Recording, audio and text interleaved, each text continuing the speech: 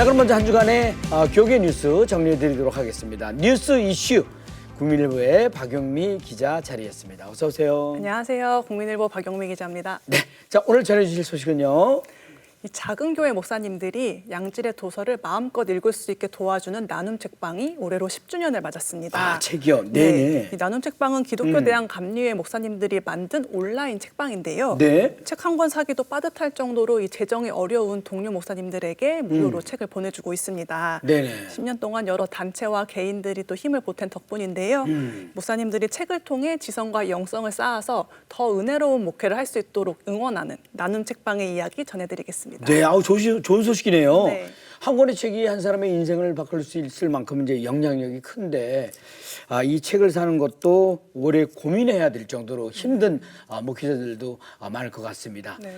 자, 그러면 나눔 책방은 어떻게 시작됐습니까? 네, 이 나눔 책방은 2014년에 문을 열었는데요. 네. 목사가 책을 통해 성장하면 성도들도 바뀌고 또 나아가서 한국 교회와 사회까지 바뀔 수 있다 이런 믿음에서 출발을 했습니다. 책방의 운영 방식은 간단한데요. 네. 이 감리교회는 각 지역별로 연회라는 조직이 있는데 네. 이 연회마다 한 명씩 책방지기를 세웠습니다. 이 책방지기가 매달 도서 리스트를 공유하면 회원들이 원하는 책을 신청을 하게 되고요. 네네. 책방지기가 신청받은 책을 무료로 보내주고 있습니다. 이 처음 나눔 책방을 기획한 최효성 목사는요, 이 책을 나눈다는 건 참 특별한 일인 것 같다면서 네. 회원들이 책을 기다릴 때는 설레고 또 책을 받을 때는 참 기쁘다고 많은 이야기를 한다고 전했습니다. 네네.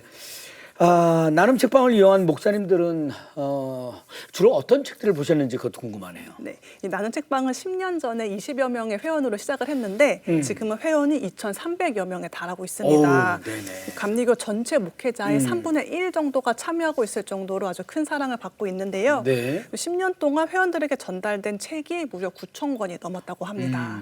그렇다면 목사님들은 어떤 책에 관심을 가지고 있는지 있을까? 살짝 물어봤는데요. 네. 이 서울연의 책방지기인 김정만 목사는 분야로는 설교학에 관한 책, 그리고 저자로는 팀 켈러 목사님의 책이 인기가 많았다고 전했습니다. 네. 아무래도 목회 현장에 실질적인 도움이 되는 책에 대한 선호도가 가장 컸고요. 또 고령화, 저출생 같은 이 사회 문제에 대안을 제시하는 책들도 관심이 많았다고 합니다. 네네. 이 나눔 책방은 목회자들이 은퇴한 후에 도서를 기부하는 등 이 다양한 방식으로 책을 나누는 문화가 이어지길 바란다는 바람을 전했습니다. 네, 아유, 흐뭇한 소식입니다. 목사님들이 좋은 목회를 위해서 책 읽기에 힘쓰고 또 서로 상부상조하면서 이렇게 격려하는 모습이 인상적입니다. 나눔 책방이 더욱 활성화돼서 목회자들에게 많은 도움이 되었으면 하는 바람입니다. 네, 다음 소식은요. 우리나라의 기독교가 전파된 지 140년이 됐는데요. 네. 또 당시에는 접근하기 힘들었던 외진 섬에는 어떻게 복음이 전파됐을까 궁금하기도 하죠. 그중에 경북 울릉도는 1909년 이 전국을 돌면서 성경을 전하던 매서인 김병두 씨에 의해서 복음의 첫 씨앗이 뿌려졌고요. 네. 2009년에 선교 100주년을 맞았는데요. 한국교회가 이를 기념하기 위해 울릉도 선교 100주년 기념관을 짓기로 했는데 네. 15년이 지난 지금까지 아직도 헌당 예배를 드리지 못하고 있다고 합니다. 어쩌다가 15년이 지나도록 이렇게 헌당 예배를 하지 못한 건가요? 이 기념관은 대한예수교 장로회 통합총회가 짓기로 결의를 했는데요. 네. 이 울릉 동광교회가 총대를 메고 건축에 나서서 2021년 건물이 완공이 됐습니다. 네. 이 총회 후원과 성도들의 헌금이 모였지만 이 50억 원이라는 공사비에 비해서는 많이 부족했고요. 이 교회에 빚이 18억 원이나 남았다고 합니다. 이자만 월 780만 원을 내고 있어서 이 견디다 못한 성도들이 교회를 떠나는 일까지 생기고 있다고 하는데요. 네네. 코로나19 기간 공사비가 급격하게 늘어났고요. 설상가상으로 울릉도 주민들의 생계 수단이었던 오징어 잡이가 원활하지 않으면서 교회 부담이 더 커졌다고 합니다. 네. 이번에는 좀 안타까운 소식인데 기념관은 현재 그러면 어떻게 운영되고 있습니까? 기념관은 지하 1층, 지상 4층 규모이고요. 네. 전시관 외에도 예배당, 기도실, 그리고 세미나실 등으로 꾸며져 있습니다. 헌당 예배는 아직 드리지 못했지만 전시관은 현재 누구든 와서 관람을 할 수가 있는데요. 네.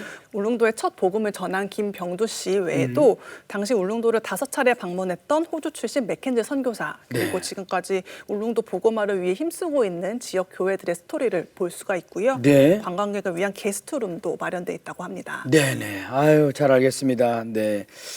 많은 분들이 관광으로 울릉도를 방문합니다만 이 울릉도에 100년이 넘은 선교 역사가 있다는 것을 알릴 수 있도록 기념관이 하루빨리 정상화되길 바라봅니다. 네, 박용미 기자 대단히 감사합니다. 수고하셨습니다. 감사합니다. 네, 자 이어지는 단신 뉴스 보시고요. 다음 출연자 만나보시겠습니다.